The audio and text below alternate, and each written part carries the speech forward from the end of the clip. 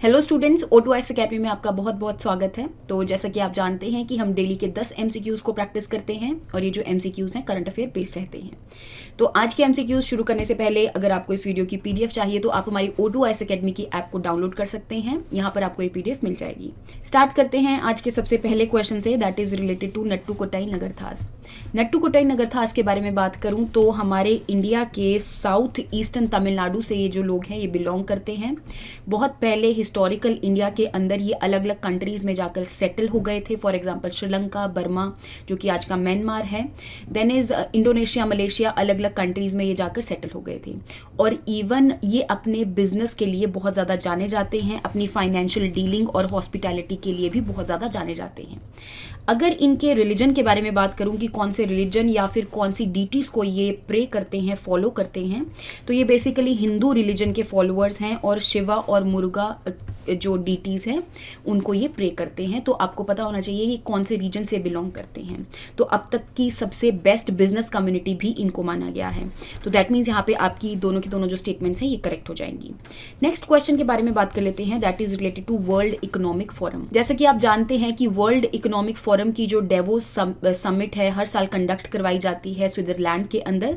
तो अभी रिसेंटली उनकी समिट चल रही है, तो इसी के रिगार्डिंग इस क्वेश्चन को ऐड किया गया है कि वर्ल्ड इकोनॉमिक फोरम जो है कौन कौन सी रिपोर्ट्स को यहाँ पर निकालती हैं। तो अगर मैं बात करूँ energy transition index, then is global competitiveness report, then is global IT report. ये तीनों की तीनों जो रिपोर्ट हैं वर्ल्ड इकोनॉमिक फोरम के द्वारा निकाली जाती है। वेयर एज अगर मैं बात करूँ ग्लोबल इनोवेशन रिपोर्ट के बारे में जो कि world intellectual property organisation that is विपो के द्वारा निकाली जाती है। तो कई बार आपसे पेपर में इन रिपोर्ट्स और इनकी ऑर्गेनाइजेशन के बारे में भी पूछ लिया जाता है।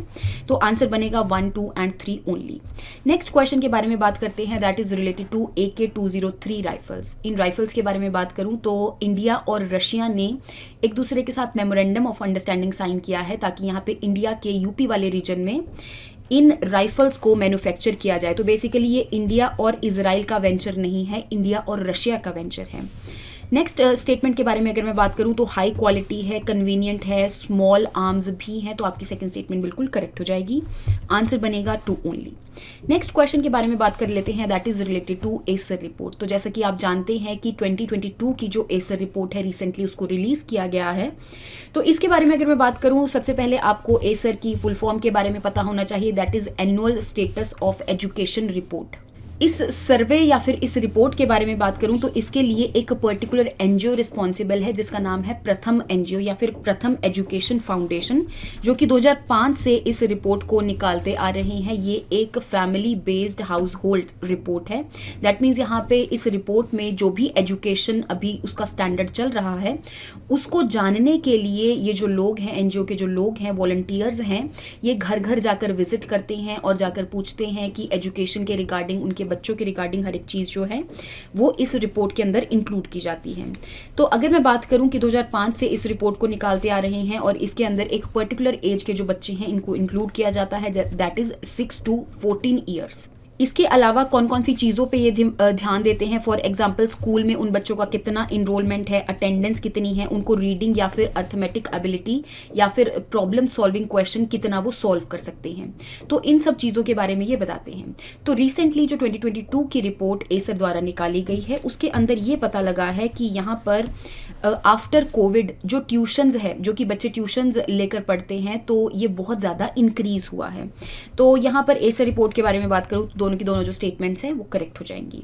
नेक्स्ट क्वेश्चन के बारे में बात कर लेते हैं, that is related to Medog project. Medog project के बारे में बात करूँ तो चाइना का ये एक प्रोजेक्ट है जो कि बात करता है कि जो ब्रह्मपुत्र रिवर है उसके ऊपर एक डैम बनाया जाएगा जो कि चाइना के साउथ वेस्टर्न रीजन में बनाया जाएगा, जहाँ से ये जो ब्रह्मपुत्र रिवर है ये अरुणाचल प्रदेश के अंदर एंटर करती है। उसके जस्ट अबव चाइना वाले पोर्शन में ये जो डैम है इसको बनाया जाएगा।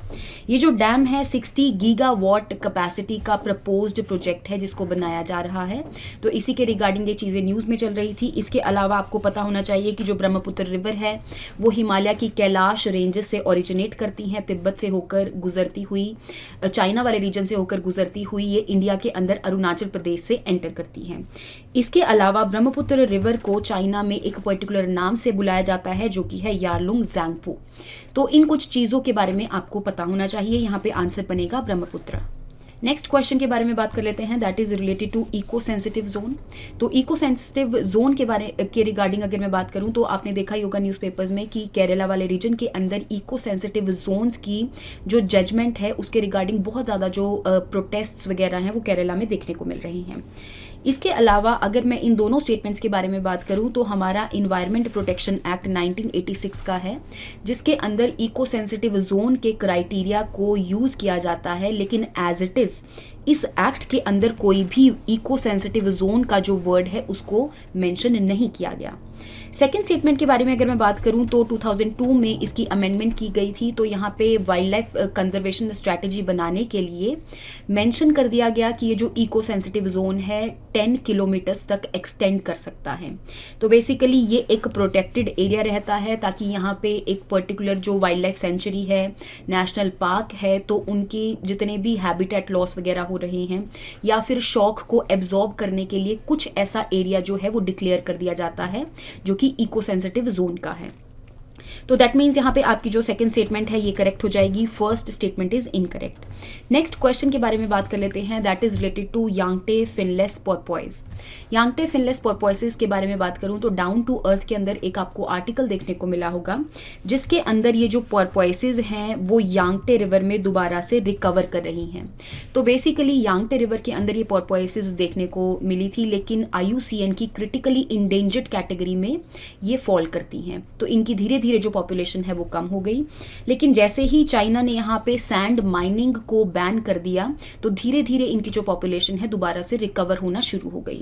तो पहली चीज तो आपको पता होना चाहिए कि यांगटे रिवर कौन सी एक कॉन्टिनेंट या फिर कौन सी कंट्री के अंदर लोकेटेड है। दूसरी चीज़ आपको पता होनी चाहिए कि ये जो पोर्पोइसेस हैं इनकी IUCN की क्या कैटेगरी है, तो that is a critically endangered category. इसके अलावा अगर मैं बात करूं कि यांगटे रिवर एशिया की लॉन्गेस्ट रिवर भी मानी जाती हैं और इसी रिवर के अंदर आपको ये पोर्पोइसेस जो हैं ये देखने को मिलेगी। पोर्पोइसेस जो हैं बेसिकली डॉल्फिन के जैसी ही होती हैं, लेकिन डॉल्फिन नहीं होती। इसके अलावा अगर इनके साइज़ के बारे में बात किया जाए तो ये वेल्स से बहुत छोटी होती हैं और इवन ये अपनी एक पर्टिकुलर स्माइल के लिए भी जानी जाती हैं। तो दैट मीन्स यहाँ पे आपकी जो सेकंड स्टेटमेंट है this is incorrect, answer is 1 only. Next question के बारे में बात कर लेते हैं, that is related to application supported by blocked amount. तो इस एप्लीकेशन के रिगार्डिंग अगर मैं बात करूं तो जैसा कि आप जानते हैं कि अलग अलग जो इन्वेस्टर्स हैं वो यहाँ पर स्टॉक मार्केट में इन्वेस्ट करते हैं और स्टॉक मार्केट में वो अलग अलग चीज़ों को यहाँ पर खरीदते हैं, अलग अलग चीज़ों को खरीद कर ही इन्वेस्ट करते हैं। IPOs में इन्वेस्ट करते हैं, डेब्ट्स इशू जो होते हैं उसके अंदर इन्वेस्ट करते हैं, तो अलग अलग चीज़ों में ये इन्वेस्ट करते हैं। तो इसके रिगार्डिंग अगर उन्होंने कोई भी IPO अगर खरीदा है तो जब तक इसकी फाइनल अलॉटमेंट नहीं हो जाती तब तक उनके अकाउंट से पैसे नहीं कट सकते। तो इस चीज़ को इंश्योर करने के लिए एक पर्टिकुलर एप्लीकेशन को सबमिट करना पड़ता है जो कि एक सेल्फ सर्टिफाइड एप्लीकेशन है। तो दैट मीन्स यहाँ पे ये एक प्रोसेस है जो कि सेबी ने डेवलप की है ताकि ये जो भी अगर हम किसी अलग अलग चीज़ों में इन्वेस्ट करें तो इस चीज़ के रिगार्डिंग है, तो ये स्टेटमेंट बिल्कुल करेक्ट हो जाएगी। सेकेंड स्टेटमेंट के बारे में अगर मैं बात करूँ तो जब तक कोई भी शेयर जो है वो अलॉट नहीं होता तब तक किसी भी अकाउंट होल्डर के अकाउंट से पैसे जो हैं वो नहीं कट सकते, प्रोवाइडेड अगर उसने इस एप्लीकेशन के लिए अप्लाई किया है। तो दैट मीन्स यहाँ पे आपकी जो दोनों की दोनों स्टेटमेंट्स हैं ये करेक्ट हो जाएंगी। नेक्स्ट क्वेश्चन के बारे में बात कर लेते हैं, that is related to advance authorization scheme. तो इस स्कीम के रिगार्डिंग बात करूँ, फॉर एग्जांपल किसी भी बेसिकली हमारी कंट्री के अंदर ये स्कीम जो है वो एप्लीकेबल है। तो हमारी कंट्री के अंदर अगर किसी भी A प्रोडक्ट को इम्पोर्ट किया जाता है और ये जो A प्रोडक्ट है वो B प्रोडक्ट को बनाने के लिए यूज़ किया जाता है और दोबारा से जो B प्रोडक्ट है उसको एक्सपोर्ट किया जाता है, तो उस टाइम पे जो भी A प्रोडक्ट है उसके इंपोर्ट पे कोई भी ड्यूटी जो है वो नहीं लगेगी। That means it is a duty free import on certain products, और प्रोवाइडेड ये जो प्रोडक्ट्स हैं किसी अदर प्रोडक्ट को मैन्युफैक्चर करने के लिए यूज़ किए जाने चाहिए और अल्टीमेटली जो मैन्युफैक्चर्ड प्रोडक्ट है उसको दोबारा से एक पर्टिकुलर टाइम पीरियड में एक्सपोर्ट करना चाहिए, और ये जो पर्टिकुलर टाइम पीरियड है दैट इज 12 मंथ्स के अंदर अंदर आपने इस पर्टिकुलर प्रोडक्ट को एक्सपोर्ट करना है। तो आई होप आपको यहाँ तक समझ में आया होगा। तो basically it is duty free import of the inputs which had to be mandatorily used in products that are required to be exported within a specified time. तो स्पेसिफाइड टाइम के अंदर इन प्रोडक्ट्स को export किया जाना चाहिए। आपकी जो first statement है this is correct and second statement is incorrect, क्योंकि यहाँ पे जो वैलिडिटी है जो टाइम पीरियड है दैट इज 12 मंथ्स। तो आंसर बनेगा 1 ओनली। लास्ट क्वेश्चन के बारे में बात कर लेते हैं, that is related to green back. तो ग्रीन बैक के रिगार्डिंग अगर मैं बात करूं तो बेसिकली यूनाइटेड स्टेट्स की जो पेपर करेंसी है जो सबसे पहले प्रिंट करी गई थी वो ग्रीन इंक में प्रिंट की गई थी। तो इसके तहत ही इनकी जो यूएस की करेंसी है, जो डॉलर्स हैं, उनको कई बार ग्रीन बैक भी बोल दिया जाता है। हालांकि 19th सेंचुरी में 1890s के अराउंड इसको ग्रीन इंक में प्रिंट किया गया था। उसके बाद से अभी अगर आप यूएस डॉलर्स देखेंगे तो वो ग्रीन इंक में नहीं होते, लेकिन फिर भी कई बार इस टर्म को यूनाइटेड स्टेट्स के जो डॉलर हैं उनकी जो पेपर करेंसी है उसके लिए यूज कर लिया जाता है। तो दैट मीन्स यहाँ पे आपकी दोनों की दोनों जो स्टेटमेंट्स है ये करेक्ट हो जाएगी। आंसर बनेगा बोथ 1 and 2। तो आई होप आपको यहाँ तक जो एमसीक्यूज हैं उसके बारे में समझ में आया होगा। नेक्स्ट क्लास में हम नेक्स्ट एमसीक्यूज के साथ मिलेंगे। Thank you so much and have a nice day.